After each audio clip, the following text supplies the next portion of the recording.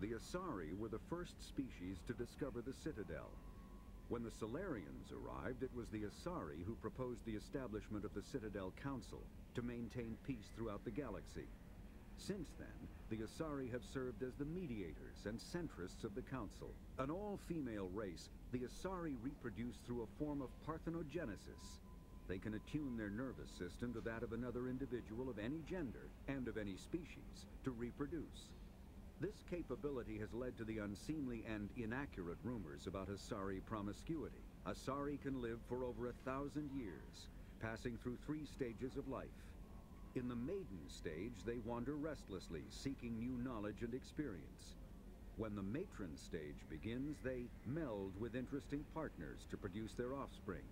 This ends when they reach the matriarch stage, where they assume the roles of leaders and counselors. The second species to join the Citadel, the Solarians, are warm-blooded amphibians with a hyperactive metabolism. Solarians think fast, talk fast, and move fast. To Solarians, other species seem sluggish and dull-witted. Unfortunately, their metabolic speed leaves them with a relatively short lifespan. Solarians over the age of 40 are a rarity. The Solarians were responsible for advancing the development of the primitive Krogan species to use as soldiers during the Rachni Wars. They were also behind the creation of the genophage bioweapon the Turians used to quell the Krogan rebellions several centuries later. Solarians are known for their observational capability and non-linear thinking. This manifests as an aptitude for research and espionage. They are constantly experimenting and inventing, and it is generally accepted that they always know more than they are letting on. Roughly 1,200 years ago, the Turians were invited to join the Citadel Council to fulfill the role of galactic peacekeepers. The Turians have the largest fleet in Citadel space, and they make up the single largest portion of the Council's military forces. As their territory and influence has spread, the Turians have come to rely on the Solarians for military intelligence and the Asari for diplomacy. Despite a somewhat colonial attitude towards the rest of the galaxy, the ruling hierarchy understands they would lose more than they would gain if the other 2 races were ever removed. Turians come from an autocratic society that values discipline and possesses a strong sense of personal and collective honor. There is lingering animosity between Turians and humans over the First Contact War of 2157, which is known as the Relay 314 incident to the Turians. Officially, however, the 2 species are allies, and they enjoy civil, if cool, diplomatic relations. 50,000 years ago, the Protheans were the only spacefaring species in the galaxy. They vanished in a swift galactic extinction.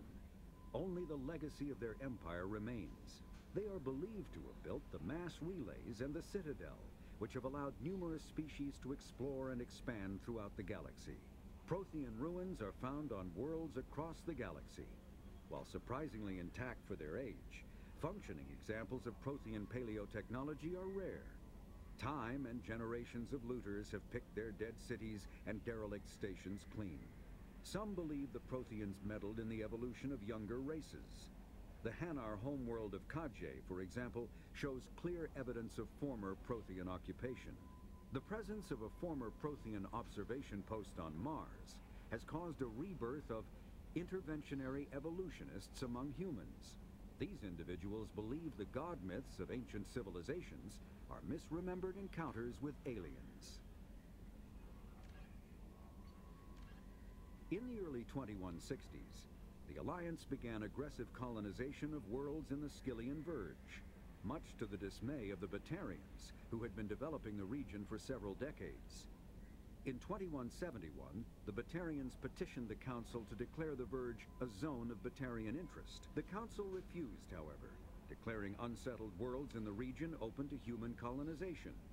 In protest, the Batarians closed their Citadel embassy and severed official diplomatic relations with the Council, effectively becoming a rogue state. They instigated a proxy war in the Verge by funneling money and weapons to criminal organizations, urging them to strike at human colonies. Hostilities peaked with the Skyllian Blitz of 2176. an attack on the human capital of Elysium by Batarian-funded pirates and slavers. In 2178, the Alliance retaliated with a crushing assault on the moon of Torfin, long used as a staging base by Batarian-backed criminals. In the aftermath, the Batarians retreated into their own systems and are now rarely seen in Citadel space. Living beyond the Omega-4 mass relay in the Terminus systems, the mysterious collector species is glimpsed so rarely as to be taken for a myth by most in galactic society. In reality, collectors are human-sized insectoid bipeds and can resemble massive winged beetles. They are a terrifying force in the galaxy, responsible for the murder of hundreds of thousands. Collectors generate permanent stasis fields around themselves, creating nightmarish red-shifted energy fields. In battle, they hold position whenever possible, relying on their aggressive biotics and nearly limitless power. Several types of bipedal collectors have been identified, including minions, defenders, zealots, assassins, and artillery operators. Acting together, collectors have imprisoned entire cities in stasis. While no definite forensic accounting exists to explain the fate of those imprisoned, leading speculation is that victims are harvested for scientific experimentation and neurobiological repurposing. The Elcor are a Citadel species native to the high-gravity world Dakuna. They are massive creatures, standing on 4 muscular legs for increased stability. Elcor move slowly, an evolved response to an environment where a fall can be lethal. This has colored their psychology, making them deliberate and conservative. Elcor's speech is ponderous and monotone. Among themselves, scent, slight movements, and sub-vocalized infrasound convey shades of meaning that make a human smile seem as subtle as a fireworks display. Since their subtlety can lead to misunderstandings with other species, the Elcor often go out of their way to clarify when they are being sarcastic, amused, or angry. Dakuna's high gravity impedes mountain formation. Most of the world consists of flat, open plains, which prehistoric Elcor wandered across in small family bands. Modern Elcor still prefer open sky and can become restless and uncomfortable on long starship journeys. The Geth are a humanoid race of networked AIs. They were created by the Quarians 300 years ago as tools of labor and war. When the Geth showed signs of self-evolution, the Quarians attempted to exterminate them. The Geth won the resulting war. This example has led to legal, systematic repression of artificial intelligences in galactic society. The Geth possess a unique distributed intelligence. An individual has rudimentary animal instincts, but as their numbers and proximity increase, the apparent intelligence of each individual improves. In groups, they can reason, analyze situations, and use tactics, as well as any organic race. Geth space is located at the trailing end of the Perseus Arm, beyond the lawless Terminus systems. The Perseus Veil, an obscuring dark nebula of opaque gas and dust, lies between their space and the Terminus systems. The Hanar are a Citadel species known for excessive politeness. They speak with scrupulous precision and take offense at improper language. Hanar that expect to deal with other species take special courses to help them unlearn their tendency to take offense at improper speech. All Hanar have 2 names. The face name is known to the world. The soul name is kept for use among close friends and relations. Hanar never refer to themselves in the first person in conversation with someone they know on a face name basis. To do so is considered egotistical, so instead they refer to themselves as this one, or the impersonal it. Their homeworld, Kajay, has 90% ocean cover and orbits an energetic white star, resulting in a permanent blanket of cloud. Due to the presence of Prothean ruins on the world, many Hanar worship them. Hanar myths often speak of an elder race that civilized them by teaching them language. The Krogan evolved in a hostile and vicious environment. Until the invention of gunpowder weapons, Eaten by predators was still the #1 cause of Krogan fatalities. Afterwards, it was death by gunshot.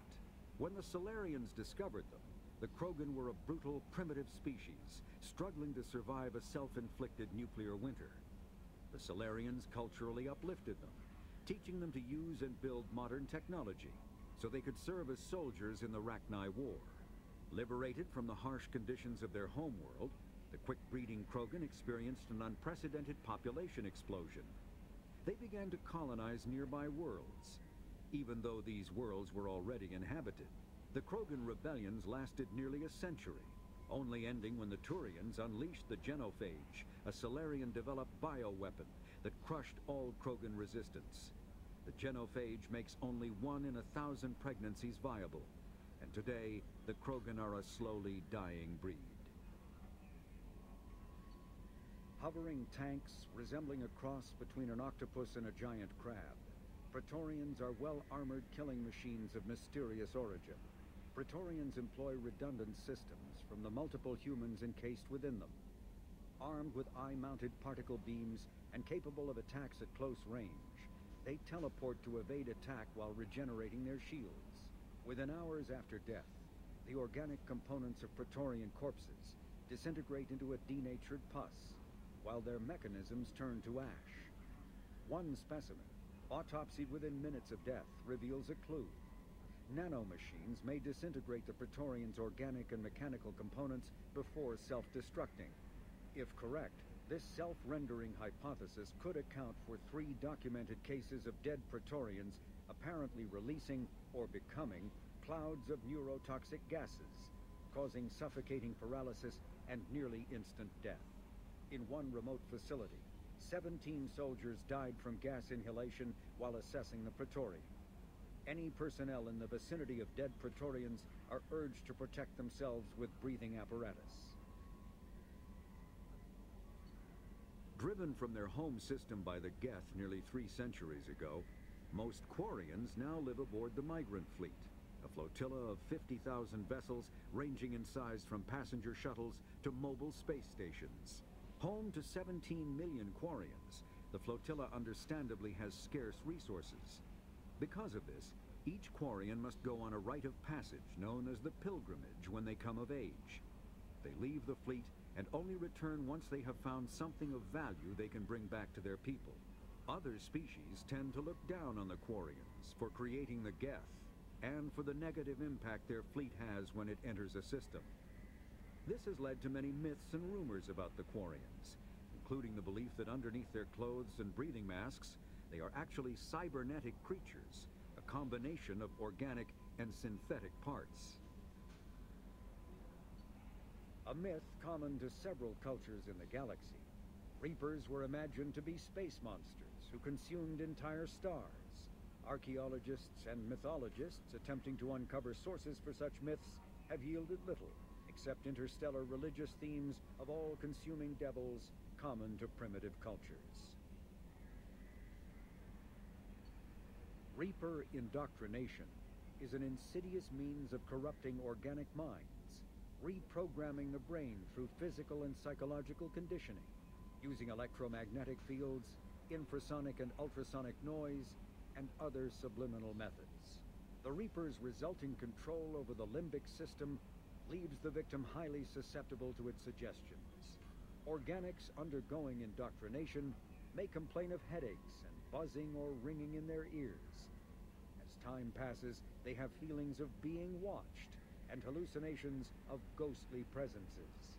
Ultimately, the Reaper gains the ability to use the victim's body to amplify its signals, manifesting as alien voices in the mind. Indoctrination can create perfect deep cover agents. The Reaper's suggestions can manipulate victims into betraying friends, trusting enemies, or viewing the Reaper itself with superstitious awe. Should a Reaper subvert a well-placed political or military leader, the resulting chaos can bring down nations.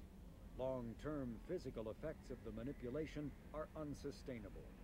Higher mental functioning decays, ultimately leaving the victim a gibbering animal. Rapid indoctrination is possible, but causes this decay in days or weeks. Slow, patient indoctrination allows the thrall to last for months or years. The Volus are a member species of the Citadel with their own embassy, but they are also a client race of the Turians. Centuries ago, they were voluntarily absorbed into the hierarchy, effectively trading their mercantile prowess for Turian military protection. Erun, their homeworld, lies far beyond the normal life zone of its star. However, the world has a high-pressure greenhouse atmosphere that traps enough heat to support an ammonia-based biochemistry. As a result, the Volus must wear pressure suits and breathers when dealing with other species, as conventional nitrogen-oxygen air mixtures are poisonous to them, and in the low-pressure atmospheres tolerable to most species, their flesh will actually split open. Volus culture is tribal, bartering lands and even people to gain status. This culture of exchange inclines them to economic pursuits. It was the Volus who authored the Unified Banking Act, and they continue to monitor and balance the Citadel economy. Although they resemble a mammal-reptile cross, the Vorcha have no terrestrial analog. They are humanoid in form, but Vorcha have clusters of non-differentiated neoblast cells, like those of Earth's planarian worms. Damaged Vorcha cells mature into specialized structures to alleviate injury or stress. Transformations include thicker skin following injury, lung adaptation for barely breathable atmospheres, and stronger cardioskeletal muscle under high gravity. Skull capacity and brain size do not change, and Vorcha rarely make more than one somatic overhaul. Vorcha assault each other frequently, causing their young to gain strength, intelligence, and resilience. As a result, Vorcha see inflicting and receiving pain as normal communication. Few Vorcha study professions, in part because their average life expectancy is only 20 years. Because Vorcha can eat and breathe nearly anything, they can live almost anywhere. But racism prevents them from integrating into most societies that dismiss them as vermin. They have few employment options beyond Krogan mercenary bands.